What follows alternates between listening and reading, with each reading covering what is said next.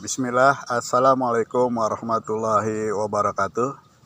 Alhamdulillah Bapak Ibu teman-teman yang setia pada channel ini sudah lihat ya video yang lalu tentang cerita sedih dari seorang ibu yang punya 2 anak yatim dan hampir saja putus asa menghadapi teror dari pinjaman online.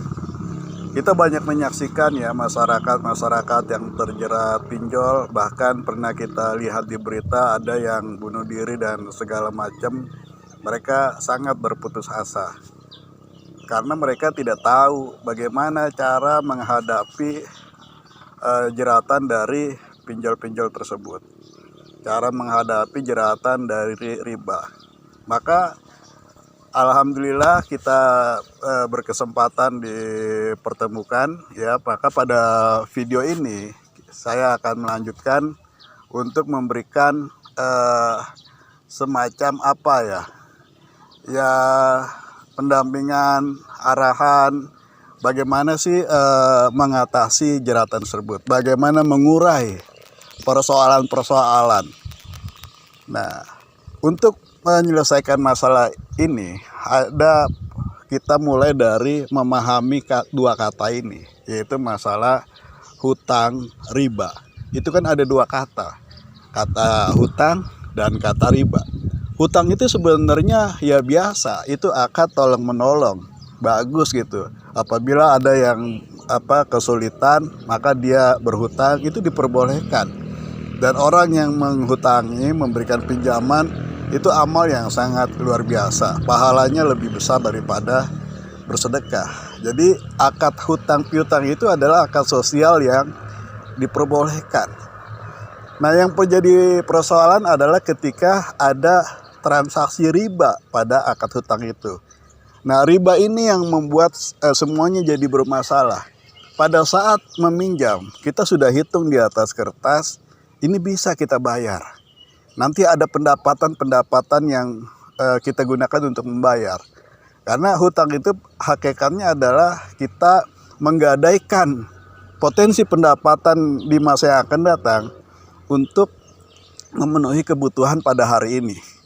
Hari ini kita butuh, lalu kita gadaikan, nanti ada uangnya.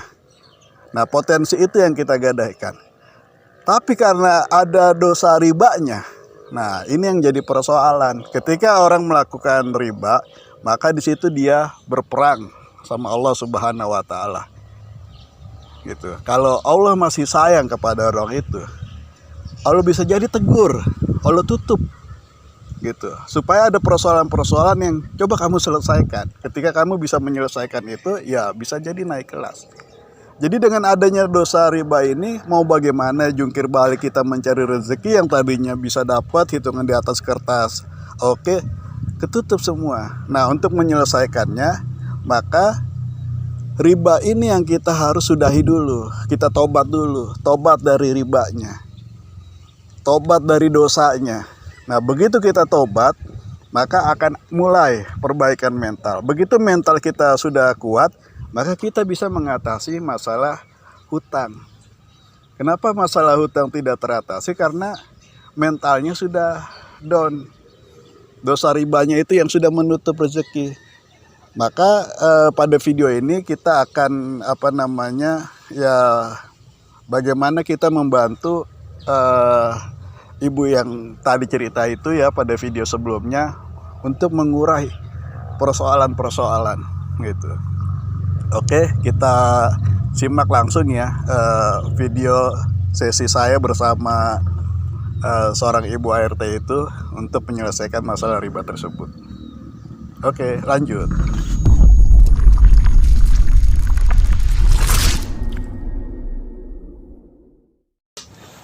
Nah, jadi gini nih, kita pahami dari dasar ya, dari awal, dari 2 kata, hutang riba, ya kan?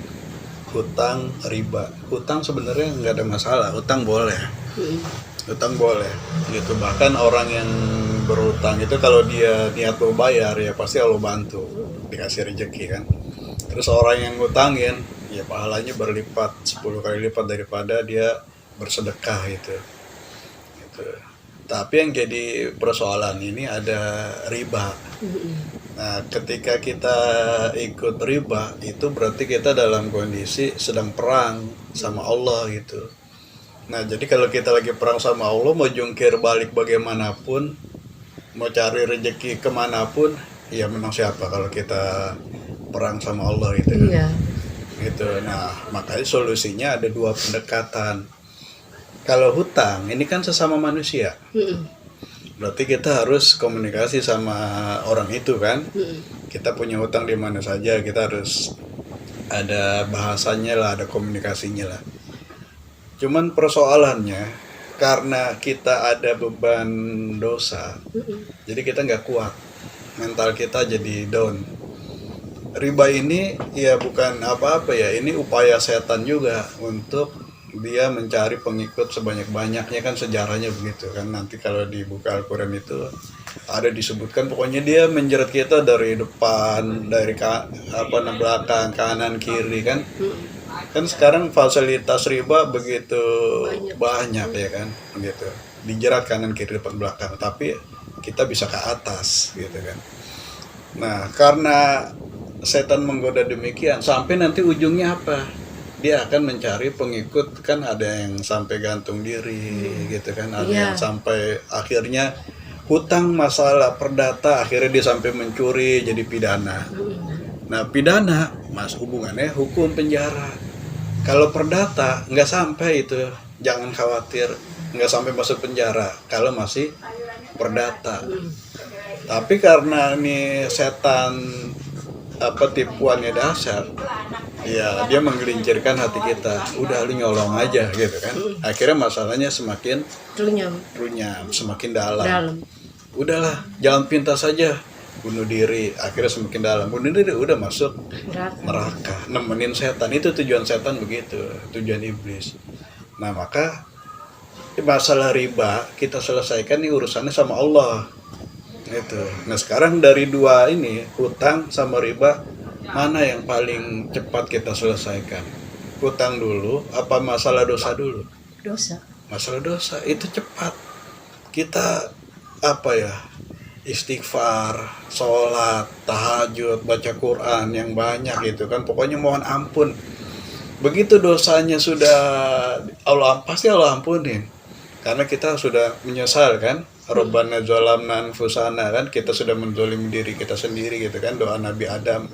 Terus ada lagi doa Nabi Yunus gitu kan. Nah, sekarang berat mana? Musibah kamu ini sama musibah Nabi Yunus, berat mana? Nabi Yunus masuk perut ikan loh, nggak ada sinyal. Dia mau telepon siapa coba? Mau WA siapa gitu kan? Mau ketemu siapa? Nggak ada. Kalau kita kan masih bisa janjian, ketemuan kan, ketemu orang. Tapi Nabi Yunus ya cuman usahanya itu, la ilaha illa anta subhanaka inni kuntu minaz zalimin. Di situ kan Nabi Yunus nggak minta apa-apa, dia bingung mau minta apa juga, dia nggak tahu ya kan. Mau minta, ya Allah sampaikan aku ke daratan sebelah mana, dia nggak tahu. Solusi apa juga dia nggak tahu gitu kan. Akhirnya yang dia minta apa? Ampuni dosa, bahwa dia sudah zalim ya kan. Nah, ketika kita udah bentok bingung, banyakin aja doa Nabi Yunus gitu, supaya Allah kasih tahu solusi yang pas. Kan kita mau minta solusi apa kita nggak ngerti ya kan gitu. Bukan minta solusi ada yang minjemin, belum tentu kita bisa bayarnya lagi gitu. Solusi jual rumah belum tentu juga laku gitu kan. Nah, jadi mulai itu nih, jadi ikhtiar langitnya. Ini maksudnya tujuannya supaya hati tenang dulu. Nah, itu maksudnya. Nah, supaya hati tenang, mentalnya kuat, menghadapi apapun bisa. Nah, jadi mulai dari sholat tahajud. Sholat tahajud itu juga ada doanya itu. Robbi adkhilni mudkhala sidqin, ya Allah masukkan aku ke tempat masuk yang benar. Kita kan lagi salah masuk ya gini kan? Salah benar. Gitu. Jadi kita pengen dimasukin ke tempat yang benar. Rabbi adkhilni mudkhala sidqin wa akhrijni mukhraja sidqin, dan keluarkan aku ke tempat keluar yang benar. Kita lagi dalam kegelapan, minta dikeluarin.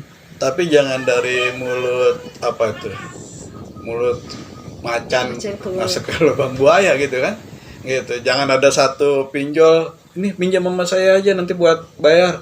Nah kita terjerat lagi, berarti kita butuh tempat yang benar, dikeluarin ke tempat yang benar, dimasukin ke tempat yang benar. Wajah ali miladungka sultanan nasira, dan berikanlah aku pertolongan darimu saja, karena dari orang-orang juga susah gitu. Kita meminjam ke orang nggak punya duit ya kan, minta bantuin orang paling dia nyalain doang, lu sih minjem ke pinjol kan. Berarti kita minta tolongnya dari Allah saja gitu, bukan dari mana-mana. Nah ini yang tadi kita lakukan itu baca Quran, ikhtiar itu kan, sampai istighfar di waktu sahur itu Iya, kan, sah. gitu. Nah itu apa namanya, supaya kita pertama tenang, mentalnya kuat, kita udah pasrah, la haula wala quwata illa billah, apapun yang terjadi, tapi caranya benar, jangan apapun yang terjadi mau gantung diri, nggak salah itu kan. Itu, jangan sampai nol. Iya kan, kita udah tawakal, udah pasrah, Allah pasti tolong, kita udah yakin gitu.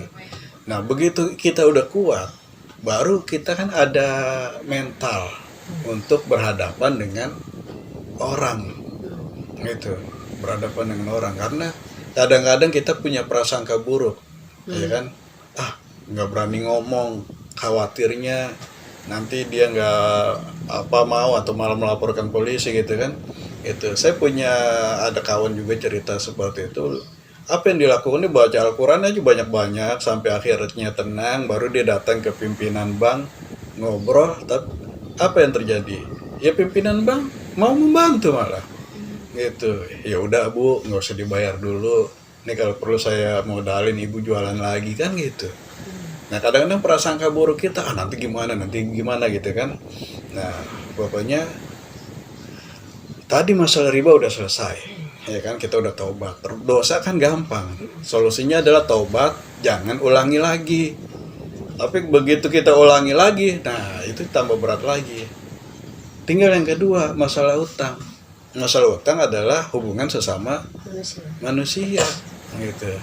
Selama kita punya niat dan berjuang mau melunasi, itu kan pasti Allah bantu gitu. Apalagi dosanya tadi kita sudah minta ampun, sehingga nanti pertolongan pun akan datang.